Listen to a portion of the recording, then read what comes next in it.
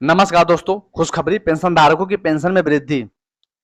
एफएमए दोस्तों 3000 कम्यूटेशन बहाली 12 साल का दोस्तों एक अतिरिक्त इंक्रीमेंट और डीओपीजीटी का फाइनल जो है आदेश जारी किया गया है। पेंशनभोगी संगठनों की मांग को लेकर एक बार नई दिल्ली में विज्ञान भवन में आयोजित की गई थी। इस बैठक में पेंशनभोगी संगठनों के साथ केंद्रीय मंत्री डॉक्टर जितेंद्र सिंह और केंद्र सरकार के विभिन्न विभागों के प्रतिनिधि मंडलों ने भाग लिया है। इस मीटिंग में क्या क्या हुआ और कौन कौन मुद्दों के ऊपर मुहर लगी, कौन कौन मुद्दे खारिज किए गए, इसके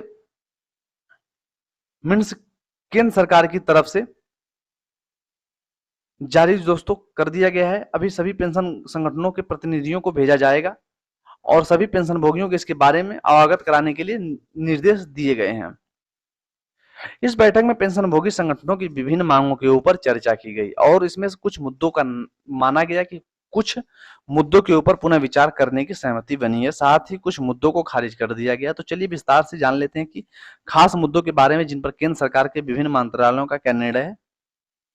पेंशन धारकों का दोस्तों जो हेल्थ चेकअप वाला मामला है, इस बैठक में पेंशनभोगी संगठनों ने मांग किया था कि पेंशनधारियों के लिए अवधि जो हेल्थ चेकअप का है 6 महीने में साल में एक बार आयोजित किया जाएगा। पेंशनभोगी संगठनों ने समय समय पर हेल्थ चेकअप करने की मांग की थी।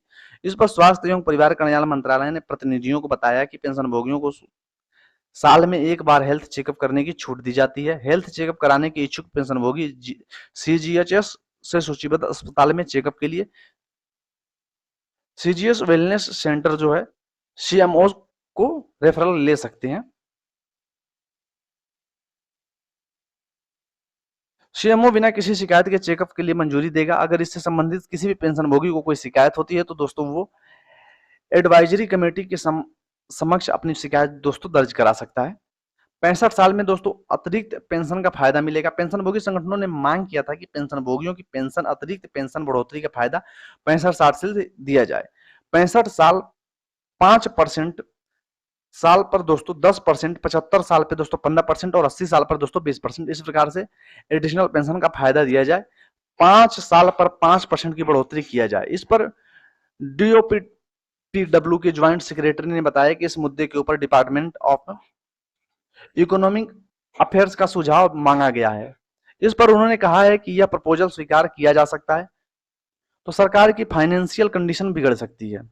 साथ ही राज्य सरकार के पेंशन की तरफ से इसलिए इसको स्वीकार नहीं किया जा सकता। ज्वाइंट सेक्रेटरी की इस दलील के बाद पेंशनभोगी संगठनों ने मांग की है कि मांग के ऊपर दोस्तों फिर से विचार करने का अनुरोध किया। फिलहाल यह मामला अभी विचाराधीन है। एफएमए में दोस्तों बढ़ोतरी, नॉन सीजीएचएस एरिया में रहने वाले पेंशनधारकों के फिक्स मेडिकल अलाउंस में भी बढ़ोतरी का मुद्दा भी इस बैठक में उठाया गया। फिक्स मेडिकल अलाउंस भी अभी 1000 रुपए इसे बढ़ाकर दोस्तों बढ़ोतरी कर जाने की मांग की गई है। अभी पेंशनभोगी संगठनों का कहना है कि 1000 रुपए में दवाओं की जरूरत दोस्तों पूरी नहीं किया जा सकता, इसीलिए इसको तत्काल 1000 रुपए से बढ़ाकर 3000 रुपए किया जाए। इस पर स्वास्थ्य एवं विचार परिवार कल्याण मंत्रालय के ज्वाइंट सेक्रेटरी ने कहा कि इस मुद्दे को परीक्षण budget division of department of economic affair एवं डिपार्टमेंट ऑफ एक्सपेडिटर के साथ किया गया है और यहां पर इनका कहना है कि 7th सीपीसी के सिफारिश के अनुसार 1 जुलाई 2017 में फिक्स मेडिकल अलाउंस 1000 सुरक्षित किया गया है। ऐसे में फिर से इसको बढ़ाने का जो ऊपर दोस्तों सरकार का विचार नहीं है। फिर भी पेंशनभोगी संगठनों को इसके ऊपर पुनः विचार करने की मांग को फिलहाल यह मामला अभी विचाराधीन है। फैमिली पेंशन धारकों के लिए दोस्तों फिक्स मेडिकल अलाउंस की मंजूरी। यहां पर पेंशनभोगी संगठनों ने रेलवे बोर्ड के प्रतिनिधियों से मांग किया है कि जैसे फैमिली पेंशन मिलती है वैसे विधवा, तलाकशुदा और अविवाहित बेटियों को भी फिक्स मेडिकल अलाउंस का फायदा दिया जाना चाहिए। रेलवे बोर्ड की इस तरह का फायदा को नहीं देती है तो ऐसे में रेलवे बोर्ड इसके ऊपर तत्काल विचार करे और उसको फिक्स मेडिकल अलाउंस का फायदा देने की आदेश जारी करे। इस पर रेलवे बोर्ड ने कहा है कि फिक्स मेडिकल अलाउंस और रेल्स यानी रेलवे हॉस्पिटल का फायदा पेंशनधारकों के लिए साथ ही सभी पेंशन भोगी पेंशनधारकों को दिया जाता है। अब रेलवे ने एक नया आदेश जारी किया और पेंशन पाने वाले ऐसे विधवा, तलाकशुदा और अविवाहित बेटियों को भविष्य जो फिक्स मेडिकल अलाउंस है उस पर रेल्स का फायदा देने का निर्णय लिया है। अब रेलवे का किराए में पेंशन भोगियों सीनियर सिटीजन को दोस्तों छूट क्या मिलेगी। पेंशन भोगी संगठनों ने रेलवे मंत्रालय के प्रतिनिधियों की डिमांड में रेलवे में पेंशनधारकों को जो पहले की तरह छूट मिलती थी वह छूट फिर से बहाल की जाए। इस पर रेलवे मंत्रालय ने कहा कि रेलवे विभाग यात्रियों को रेलवे में किराए में लगभग 59,837 करोड़ की छूट देता है। अगर प्रति व्यक्ति देखा जाए तो 53% की छूट रेलवे में यात्रा में दी जाती है। दिव्यांग यात्रियों को, विद्यार्थियों और रोगियों को छूट का लाभ दिया जाता है। उसके बाद रेलवे प्रतिनिधि ने कहा कि वर्तमान में स्थिति में पेंशनधारकों और सीनियर सिटीजनों के लिए रेलवे में किराया छूट को फिर से एक बार बहाल नहीं किया जाएगा। 30 जून 31 दिसंबर को रिटायरमेंट कर्मी को एक इंक्रीमेंट का फायदा।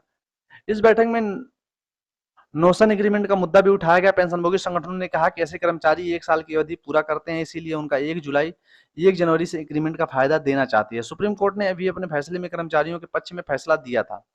इस पर डीओपीटी के प्रतिनिधि ने कहा कि सरकारी कर्मचारियों का वेतन जो है वृद्धि की तारीख पर सेवा में होना चाहिए। उन्होंने आगे कहा कि इस मौजूदा नियमों में संशोधन करने की मांग की गई है और मुद्दे को डिपार्टमेंट ऑफ एक्सप्लेनेचर जो है उनके साथ दोस्तों उठाया गया है। अब इस मुद्दे को लेकर अटॉर्नी जनरल के साथ दोस्तों पुनः विचार किया जाएगा और जल्द ही एग्रीमेंट के आदेश को दोस्तों जारी किया जा सकता है। फिलहाल दोस्तों इसमें क्या कुछ नया अपडेट आएगा, मिलेंगे नए वीडियो, तब तक के लिए थैंक यू।